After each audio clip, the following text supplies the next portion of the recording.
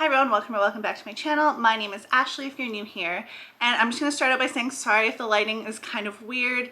I'm in Canada and it gets really dark out really early now, so I have to play around with some different lighting and some settings, so we're just going to kind of see what happens. I really hope that at the end of this the lighting was totally fine, so let's just go into this with good vibes.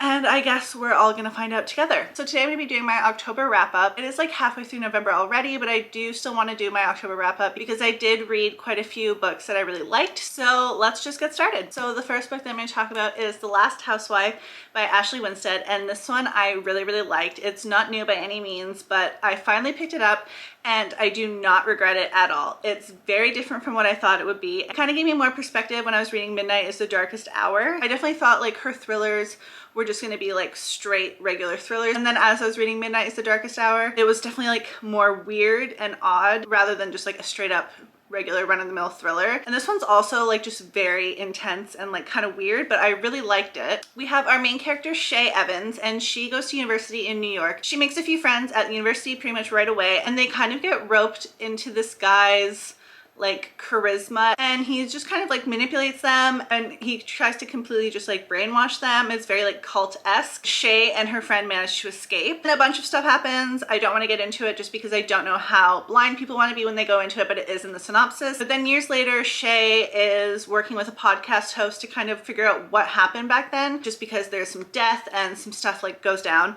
and she's just kind of confused by the whole thing, and there's some suspicious stuff going on lately that kind of brings up stuff from the past for her. So she and this podcast host are kind of working together to figure out what happened and what is potentially still happening. So I really like this one a lot. I gave this one 4 stars. Very rare that I give a thriller 5 stars, just because, I don't know, like it has to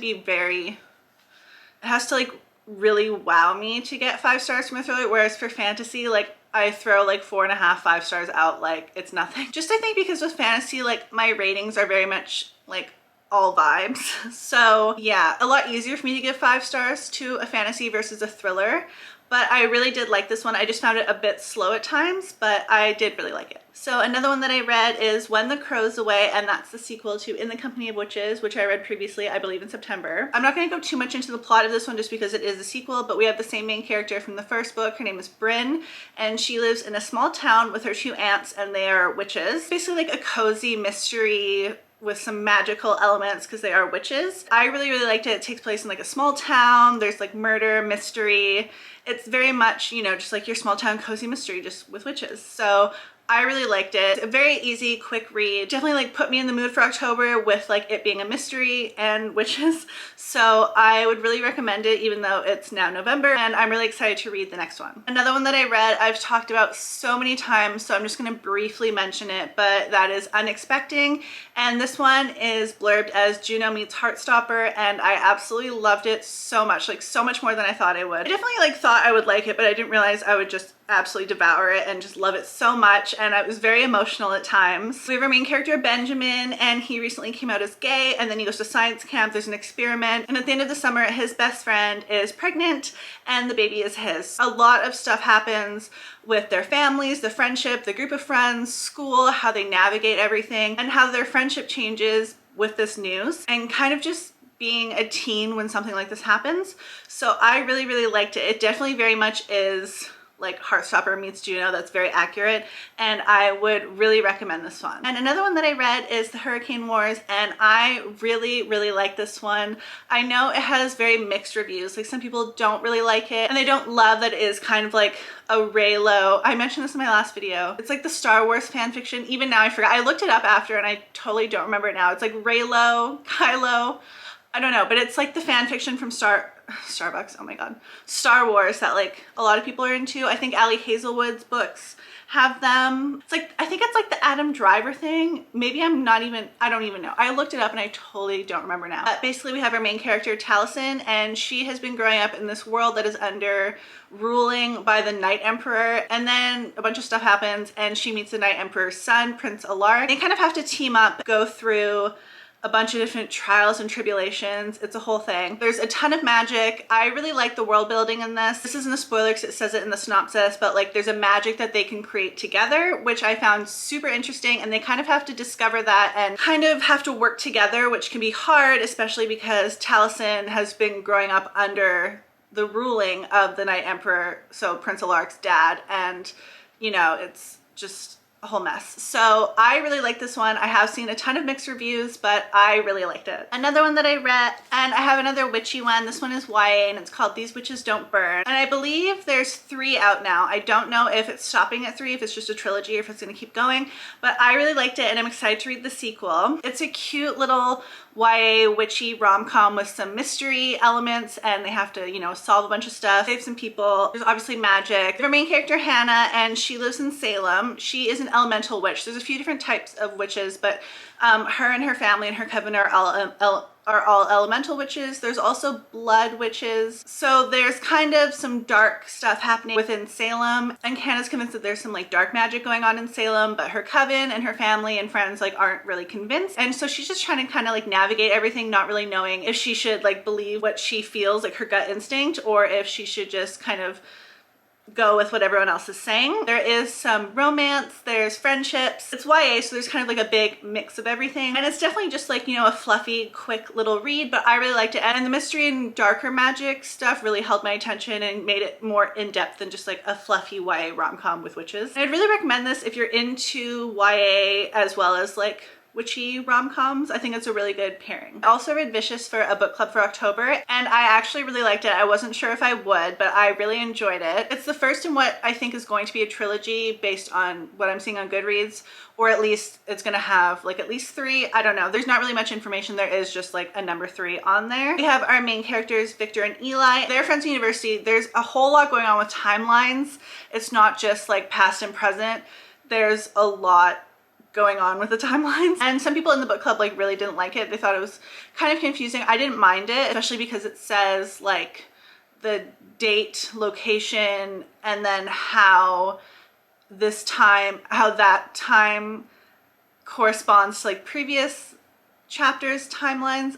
I don't know, now that I'm trying to explain it, it is confusing, but I definitely was able to like keep up with it when I was reading it. So when Victor and Eli were seniors in university, they were doing a thesis project and they were studying things to do with like near-death experiences and people after those experiences. But I believe the book starts out with 10 years after that. We have Victor and he is just getting out of prison, and we don't really know why at first. Now that I'm trying to explain it, it is actually very confusing to try and explain. Basically, Victor is trying to like track down Eli. There's animosity between them. There's a whole lot of baggage between their friendship from the past leading up until then. It's a whole mess, but it worked out really well in a novel form, just not when I'm trying to explain it. So I really liked it and I would really recommend it. It's not like a new book. A lot of people have read it, but I really liked it. Another one that I read is coming out in January, and it's called Only If You're Lucky, and it's by Stacey Willingham, and I just absolutely loved it. We have our main character, Margot, and she's going to university, and her best friend had passed away right before freshman year, and they were planning on going together. I am just gonna kind of like read a bit from my review, but I basically just said, it's a very addictive thriller following our main character, Margot, as she navigates her second year of university.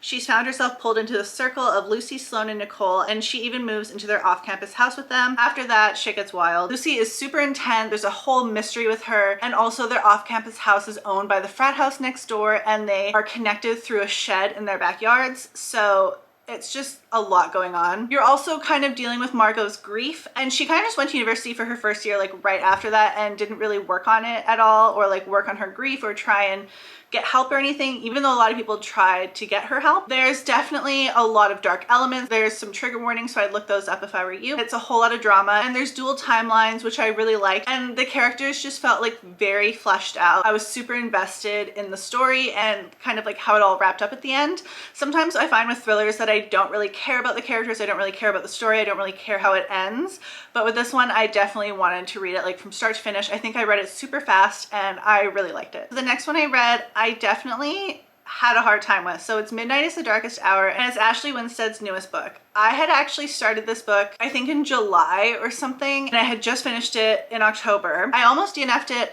at about 68% of the way through. I was sitting at 68% for months, and I just didn't want to read further. I just didn't care.